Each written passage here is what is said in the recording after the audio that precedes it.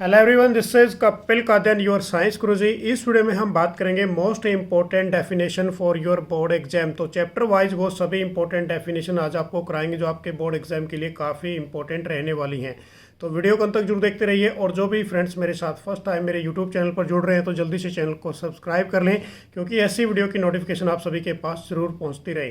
तो हमारे पास जो फर्स्ट डेफिनेशन है, what do mean by redox reaction क्या होती है कि एक chemical reaction in which both oxidation and reduction take place simultaneously, जिसके अंदर हमारे पास क्या हो बच्चों, कोई भी केमिकल रिएक्शन के अंदर ऑक्सीडेशन और रिडक्शन दोनों ही टेक प्लेस होते हैं।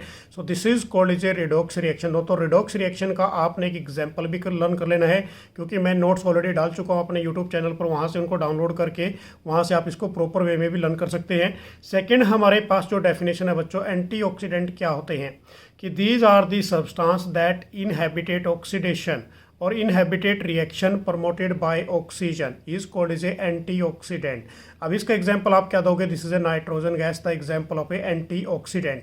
नेक्स्ट हमारे पास जो डेफिनेशन रहेगी, कोरोजन क्या होता है कि एन इरिवर्सेबल डैमेज और destruction of a material in which of the metal are gradually eaten up by the action of a air moisture due to the chemical or electrochemical reaction on the surface of a metal.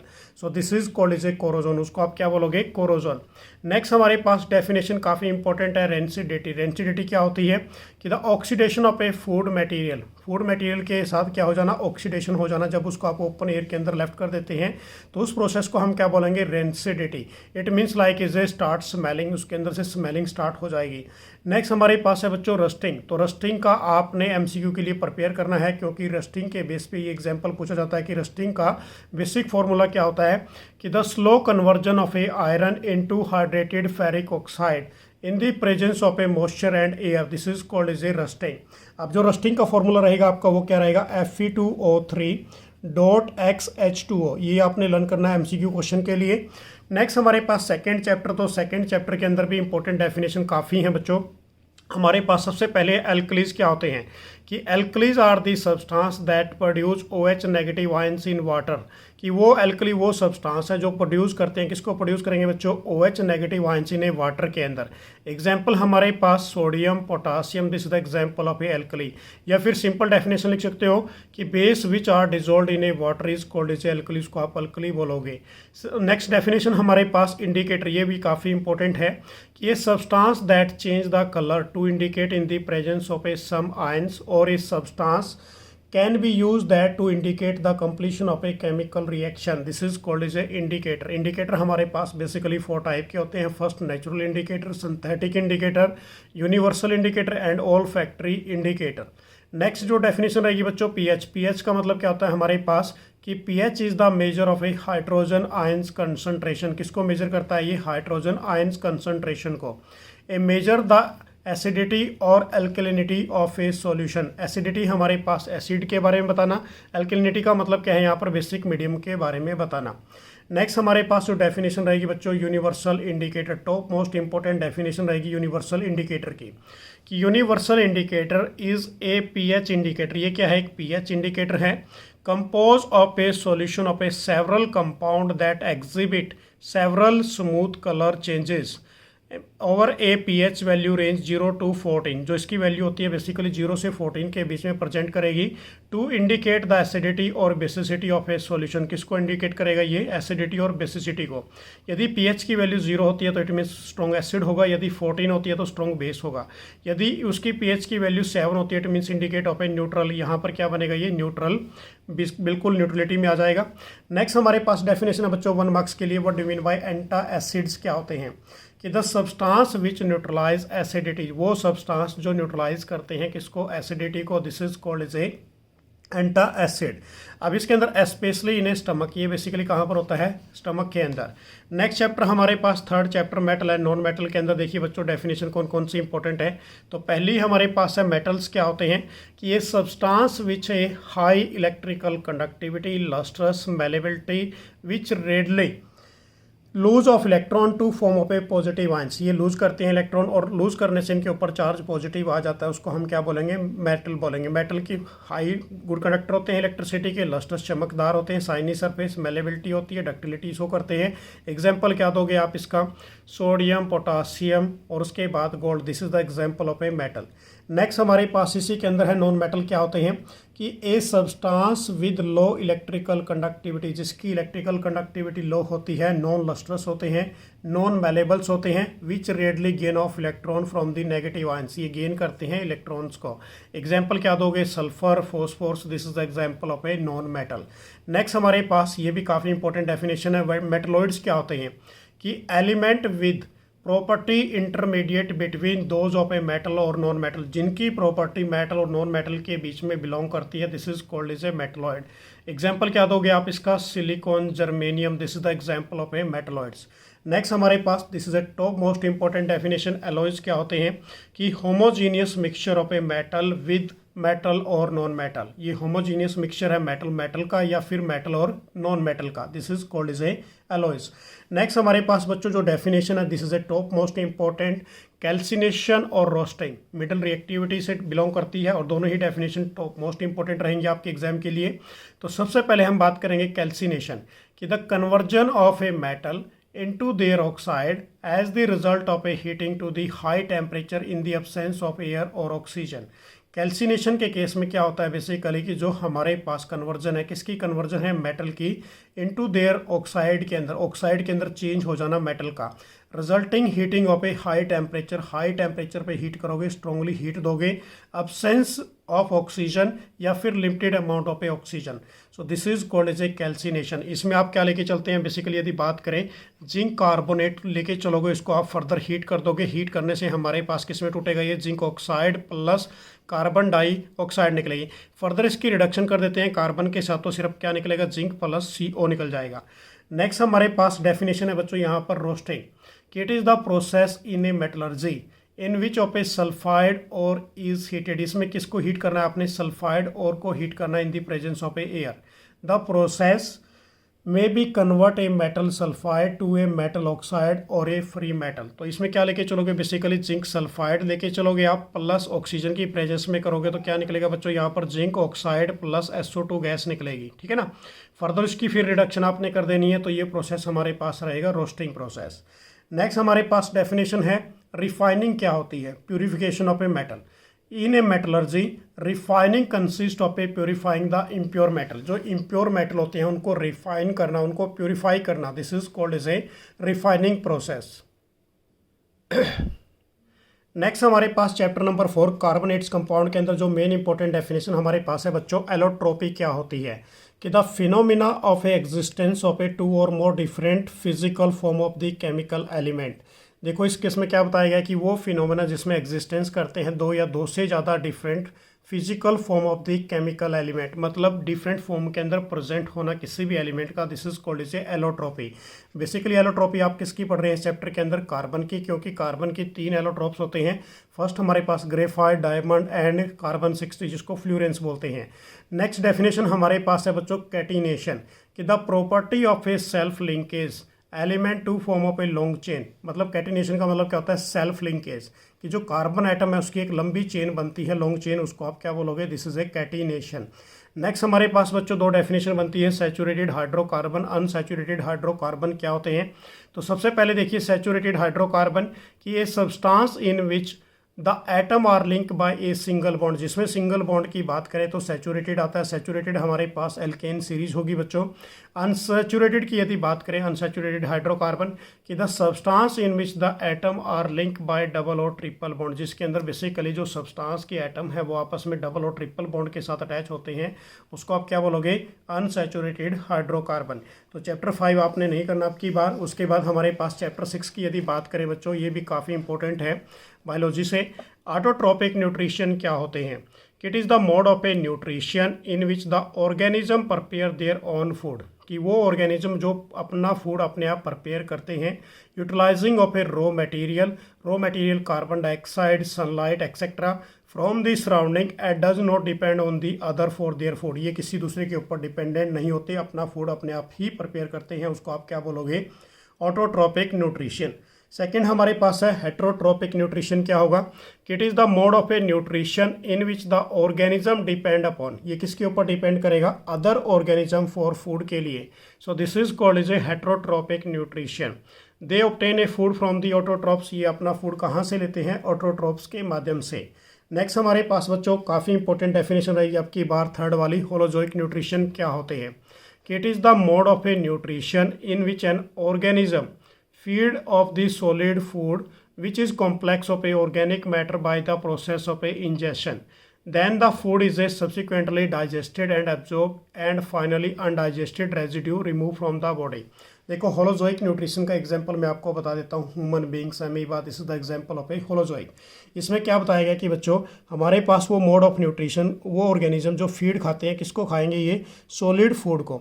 वो जो solid food होता है complex form में होता है, उसको break down करते हैं किसके अंदर, सिंपलर सब्सटेंस के अंदर। This process is called is ingestion. Further food को डाइजेस्ट किया, एब्जॉर्ब किया एंड फाइनली जो अनडाइजेस्टेड फूड था उसको बॉडी से थ्रू आउट कर दिया। नेक्स्ट हमारे पास है एक्सक्रिएशन। ये वाली डेफिनेशन भी काफ़ी इंपॉर्टेंट रहेगी कि it is a biological process कि where there is a removal of a nitrogenous waste from our body produce due to the metabolism. Excretion का मतलब क्या है बच्चों यहाँ पर कि ये बायोलॉजिकल प्रोसेस है जिसके अंदर रिमूवल करना, किसका रिमूवल, नाइट्रोजनस वेस्ट का फ्रॉम ओवर बॉडी, जो हमारी बॉडी के अंदर प्रोड्यूस होता है, कब, जब पाचन क्रिया उसको डाइजेस्ट कर लेती है, मेटाबॉलिज्म कर लेती है।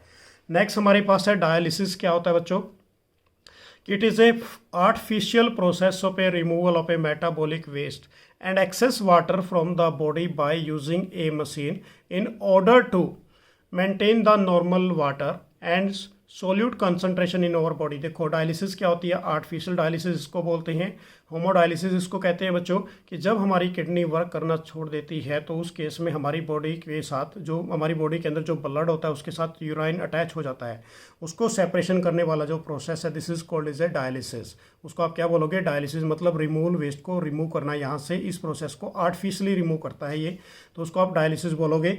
नेक्स्ट हमारे पास जो चैप्टर है how do you organism reproduce, तो इसके अंदर देखिए हमारे पास जो मेन इंपॉर्टेंट डेफिनेशन है कि ए सेक्सुअल रिप्रोडक्शन क्या होता है कि the process the producing of A offspring which involve in a single parent. इसमें क्या होंगे, ऑफस्प्रिंग का प्रोड्यूस होना only single parent without the formation of A gamete. इसमें गैमेट की कोई भी फॉर्मेशन नहीं होती। एमसीक्यू क्वेश्चन के लिए भी तैयार रखना बच्चों, ये is called is A sexual reproduction. उसको आप क्या बोलोगे, ए सेक्सुअल रिप्रोडक्शन।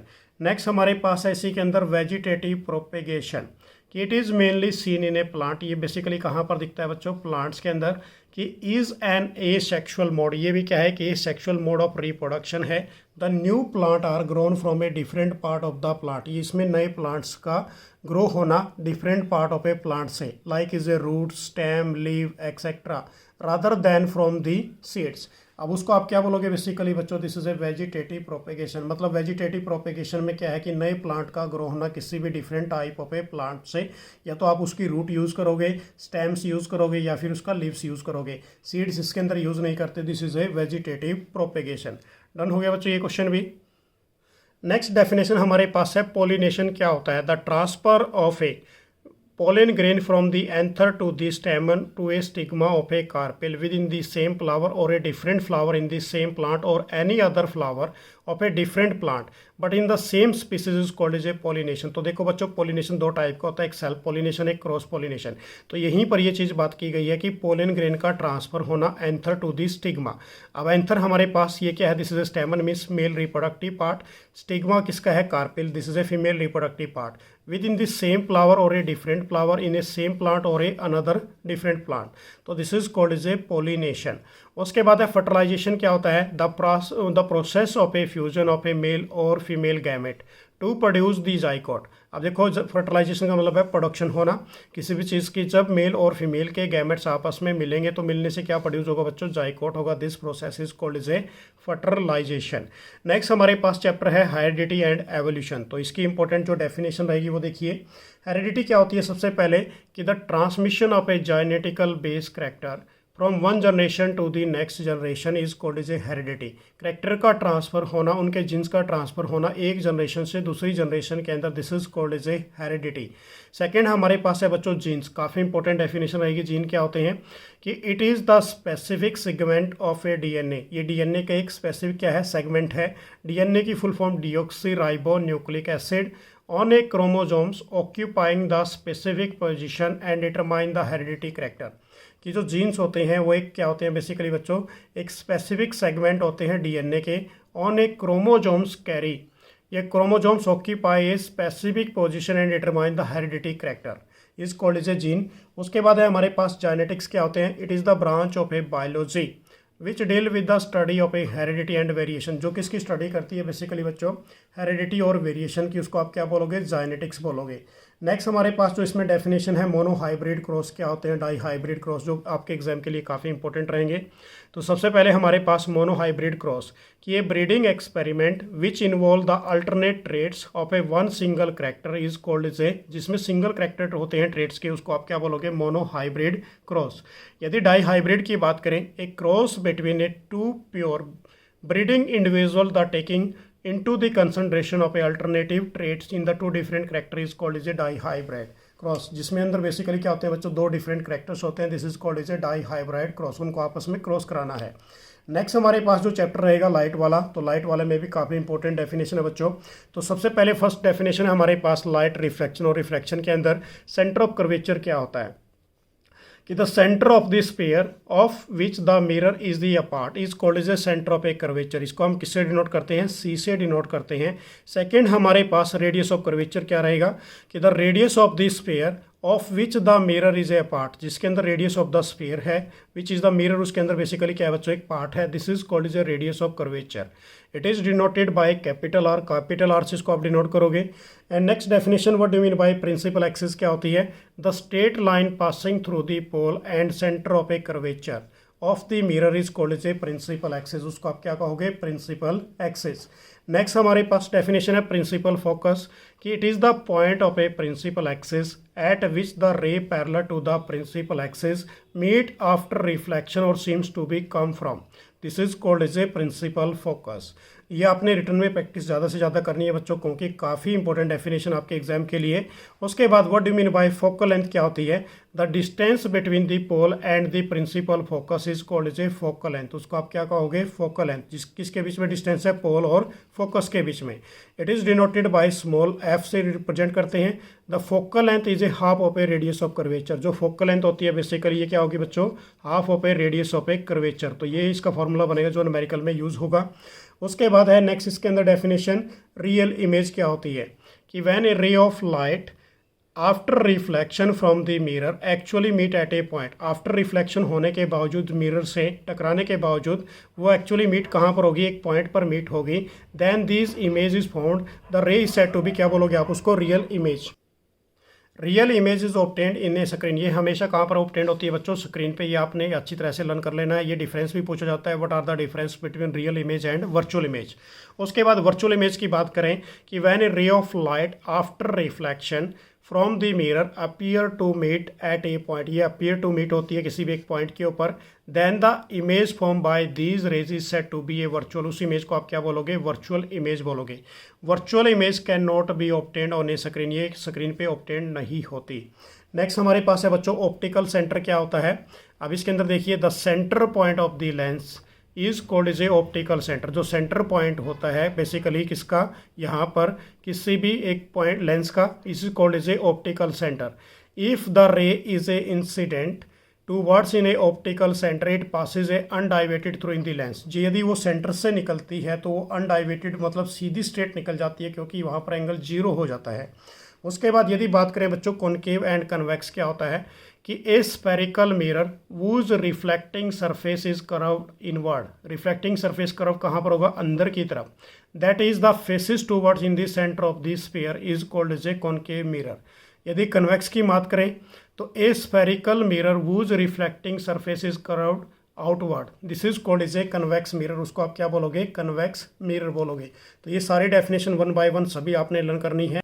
नेक्स्ट हमारे पास जो डेफिनेशन है human eyes and colourful world, तो इसके अंदर से भी काफ़ी इंपॉर्टेंट डेफिनेशन एग्जाम में पूछी जाती हैं। सबसे पहले है ब्लाइंड स्पॉट क्या होता है कि the point eight which the optic nerve leaves the eyes, जहाँ से ऑप्टिक नर्व लीव होती हैं आइज से, उसको आप क्या बोलते हैं, ब्लाइंड स्पॉट।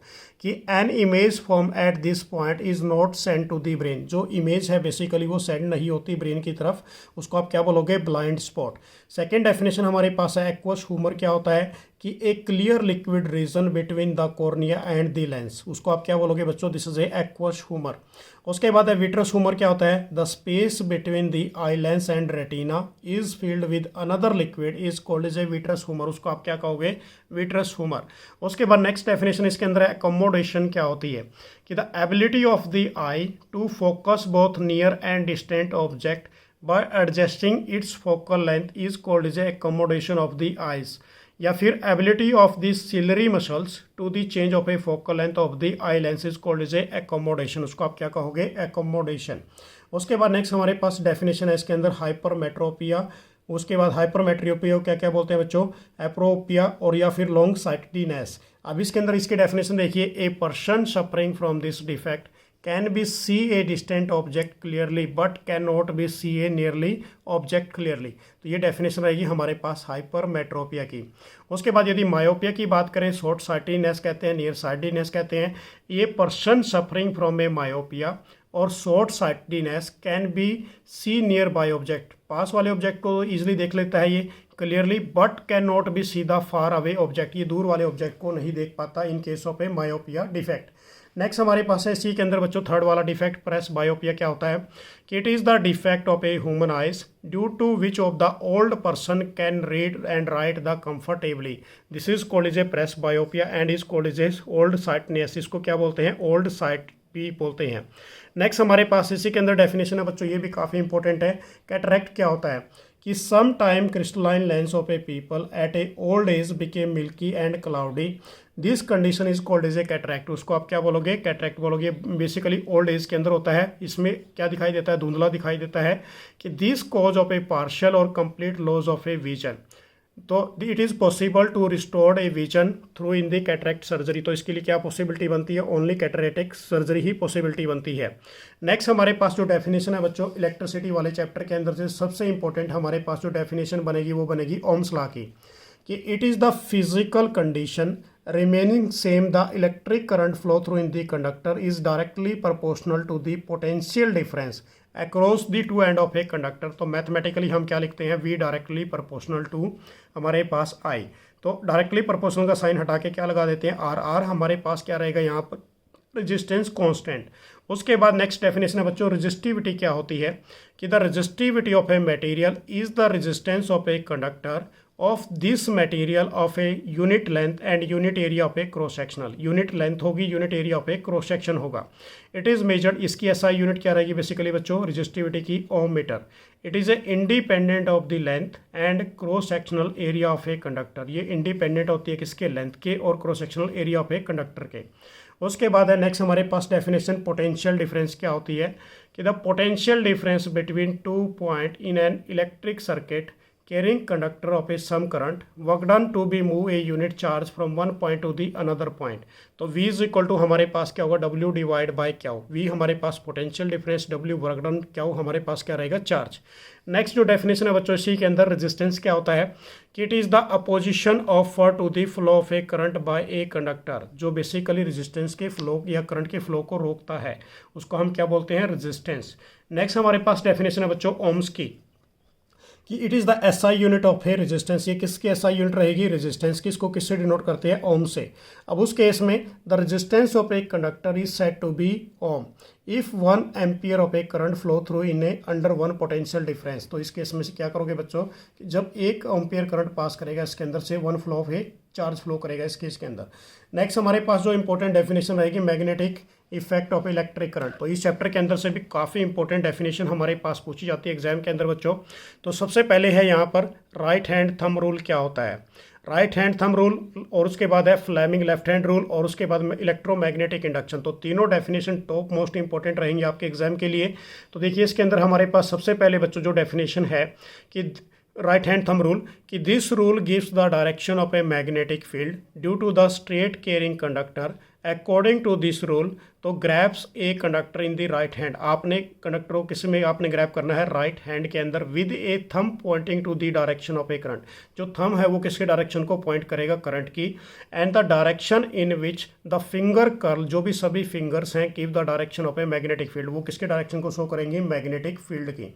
नेक्स्ट हमारे पास इसी के अंदर जो सेकंड डेफिनेशन है बच्चों, फ्लेमिंग लेफ्ट हैंड रूल क्या होता है कि it state that the stretch out of a forefinger, middle finger and thumb perpendicular to each other and if the forefinger gives the direction, जो forefinger है वो किसके direction को show करती है, मैग्नेटिक फील्ड की, and the middle finger is the direction of a current and the thumb is gives the direction of a force can be experience in a current carrying conductor. तो इनको अच्छी तरीके से आपने learn कर लेना बच्चों। नेक्स्ट हमारे पास जो डेफिनेशन है इसके अंदर इलेक्ट्रोमैग्नेटिक इंडक्शन कि the phenomena producing of a electric current by moving magnet near a coil is called as electromagnetic induction. उसको आप क्या बोलोगे, इलेक्ट्रोमैग्नेटिक इंडक्शन। और इलेक्ट्रोमैग्नेटिक इंडक्शन के आपने 2 वेज भी लर्न कर लेने हैं क्योंकि ये भी काफ़ी इंपॉर्टेंट है।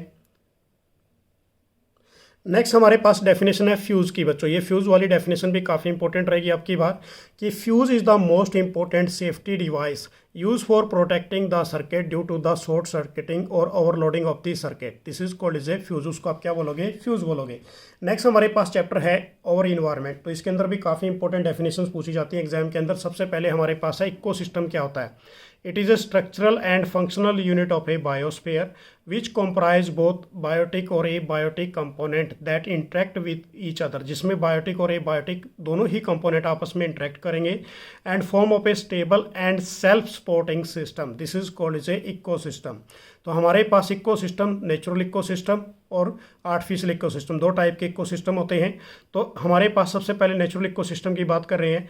The ecosystem which operate themselves in a nature without any interference of a human beings is called is a natural ecosystem.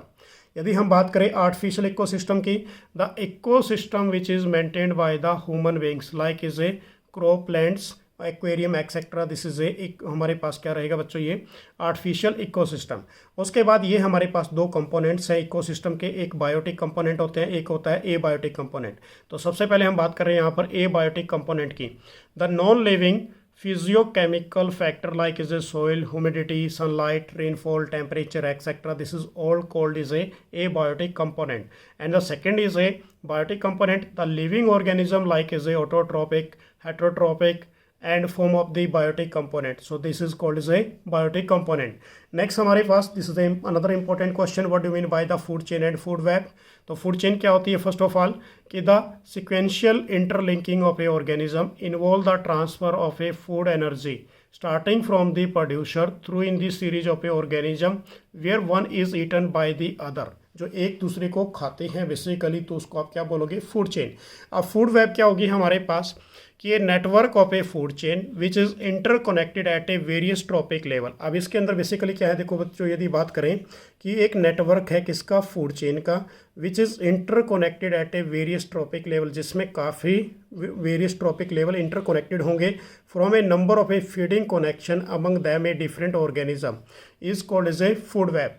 Next हमारे पास 2 डेफिनेशन हो रहा है बच्चों, बायोडिग्रेडेबल वेस्ट क्या होता है और नॉन बायोडिग्रेडेबल वेस्ट क्या होंगे। तो बायोडिग्रेडेबल वेस्ट देखिए सबसे पहले कि a waste which can discarded in a natural process by the action of a microbes या कोई भी organism into a simpler form is called is a biodegradable waste. यदि हम बात करें नॉन बायोडिग्रेडेबल वेस्ट की, the waste which can not be discarded by the action of a microbes in a natural ways they persist in the environment for a long period of a time is called is a non biodegradable, उसको आप क्या बोलोगे, non biodegradable waste. तो ये थे बच्चों हमारे पास top most important definition जो आपने प्रिपेयर करनी है अपने फाइनल एग्जाम के लिए। Thanks for watching. तो नेक्स्ट वीडियो में फिर आपके लिए कुछ इंपॉर्टेंट फैक्ट्स लेके आएंगे। मेरी तरफ से आप सभी को बेस्ट ऑफ लक। जय हिंद, जय भारत।